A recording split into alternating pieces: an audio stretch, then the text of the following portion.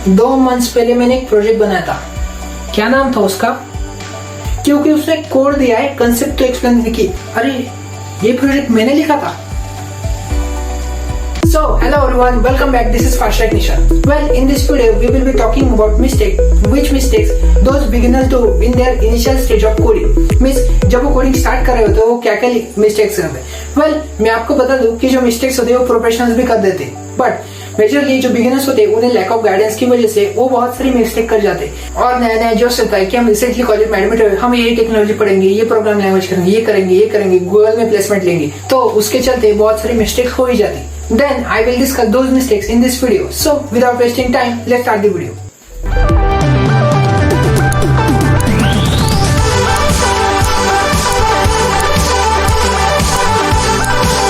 Now, first mistake क्या है? First mistake is switching.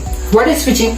Switching means, see, जो beginners होते हैं उनके at the initial stage of coding level, उनके सामने एक दुविधाजनक क्वेश्चन होता है कि हमें कौन सी प्रोग्रामिंग लैंग्वेज सिलेक्ट करनी चाहिए। तो उसमें बहुत सारा टाइम तो वेस्ट करते ही, बट जो सिलेक्ट करते उसमें भी टिकते नहीं। मीन्स क्या करते, सी किसी स्टूडेंट ने अगर सी लैंग्वेज सिलेक्ट की तो वो क्या करता है, सी का कोर्स देखता है या फिर कोई भी वीडियो या फिर कोई रिसोर्स होगा तो वहां से पढ़ता है।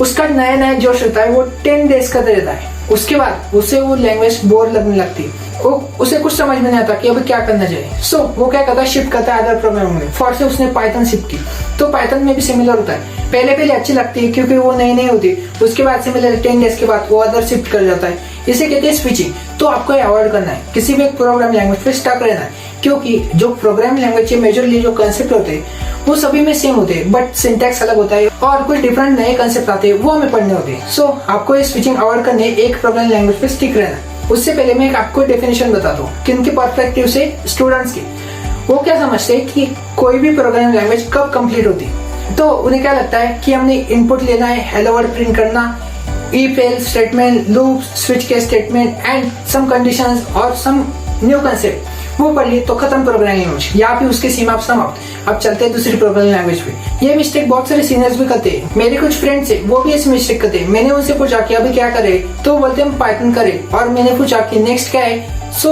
7 डेज में हम C++ करने लगेंगे, तो ऐसे बोलते हैं। तो ये भी मिस्टेक करते हैं। तो हमें कितनी प्रोग्रामिंग लैंग्वेज पढ़नी चाहिए, तो ऐसी डेफिनेशन कतई बनानी नहीं। Okay, now let's go to second mistake. Second mistake क्या है, नॉट मेकिंग प्रोजेक्ट। देखो, प्रोग्रामिंग लैंग्वेज पढ़ ली, कंसेप्ट भी आ रही, शिफ्ट कर दिया, क्या फायदा?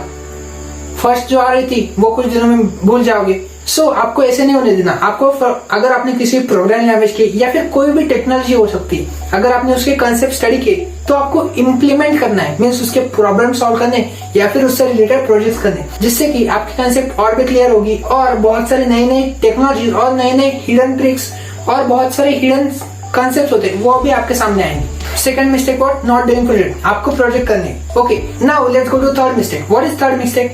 Third mistake is not having a proper road map. Means एक प्रॉपर रोड मैप नहीं होता कि हमें कैसे जाना है, कैसे अगर हमने आज ये कंसेप्ट पढ़ी तो उसके बाद क्या पढ़नी चाहिए, उसके बाद क्या पढ़नी चाहिए। तो ये लैक ऑफ गाइडेंस की वजह से होता है। बट आजकल इस सोशल मीडिया के अवेयरनेस से बहुत सारे लोगों को पता होता है, बट कुछ लोग ऐसे रह जाते हैं कि उन्हें पता नहीं होता और वो कुछ रैंडम टेक्नोलॉजी सिलेक्ट कर लेते। सो आपको एक प्रॉपर रोड मैप फॉलो करना है। मैंने भी बहुत सारे रोड मैप बनाए, आप उन्हें भी देख सकते हो, और बहुत सारे अदर यूट्यूब चैनल से जो अच्छे रोड मैप देते हैं, आप उन्हें भी फॉलो कर सकते हो। अगर आपने रोड मैप फॉलो किया तो आपको एक प्रोफिशिएंसी आती है और जो आप लर्निंग करते हो वो नेक्स्ट लेवल की हो जाती है। This was third mistake. Now let's go to fourth mistake. Fourth mistake is about documentation. हम प्रोग्राम लैंग्वेज लिखते हैं मल्टीपल सोर्सेस से, हम वीडियोस देखते हैं बहुत सारे यूट्यूब पे। अभी तो सभी लोग यूट्यूब पे देखते हैं या फिर कोई वीडियो कोर्सेज फॉलो करते हैं, बट स्टूडेंट्स को डॉक्यूमेंटेशन रीड करना बहुत बोरिंग लगता है। बट देखो, कोई भी इंसान ले लो ना जो यूट्यूब पे या फिर अदर कोर्सेज पर पढ़ रहा है, उसे सारे कंसेप्ट थोड़ी पता होगी। वो कोई ना कोई कंसेप्ट बताते वक्त भूल जाता है या फिर मिस कर जाता है। सो आपको ये नहीं होने देना। और तो और आपको बहुत सारे ऐसे नए एग्जांपल्स मिलते हैं जब आप डॉक्यूमेंटेशन पढ़ते। आप जो प्रोग्रामिंग की लैंग्वेज होती है उससे फैमिलियर होते हैं, बहुत सारे नए वर्ड्स आते हैं जो आप पहली बार सुनते हैं, जबकि कोर्सेज में हम हिंदी या फिर इंग्लिश में बोलते हैं तो वहाँ पे इतने वो बोले नहीं जाते। तो ये भी एक बेनिफिट है डॉक्यूमेंटेशन रीड करने का।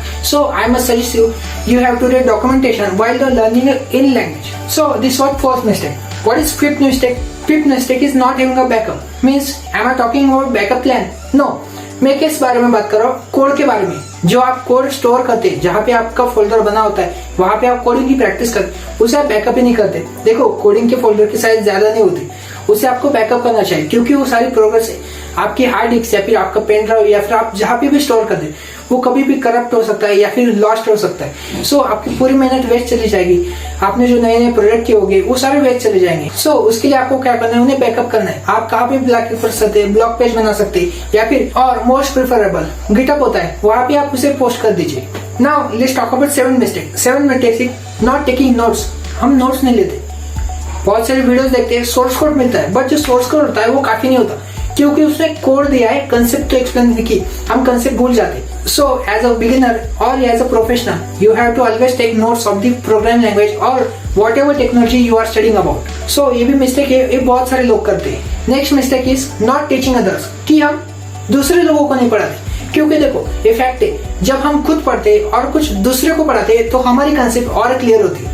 अगर मैं आपके सामने बता रहा हूँ, ये सारी चीजें बोल रहा हूँ, तो मैंने उसके ऊपर बहुत स्टडी किया, बहुत सारे रिसोर्सेज से उसे कलेक्ट किया या फिर अपने कुछ एक्सपीरियंसेस बता रहा हूँ, तो हमारे भी एक्सपीरियंसेस और हमारे थॉट्स भी एनहांस होते और हमारी एजुकेशन या फिर हमारी अंडरस्टैंडिंग की पावर भी एनहांस होती है। सो आई सजेस्ट कि आप जो भी पढ़ते हो टेक्नोलॉजी, आप किसी अदर फ्रेंड या फिर आपका कलीग होगा तो उसे जरूर पढ़ाएं, जिससे कि उसका भी बेनिफिट आपका भी benefit. Now last mistake is revising the projects and codes. अब देखो, आपने अभी 2 मंथ्स पहले मैंने एक प्रोजेक्ट बनाया था, क्या नाम था उसका, ऐसा हो जाता है कि हम क्या करते भूल जाते कि हमने क्या बनाया था, उसमें कौन सी टेक्नोलॉजी बनाई थी। जब हम नए से उसे देखते, अरे ये प्रोजेक्ट मैंने लिखा था,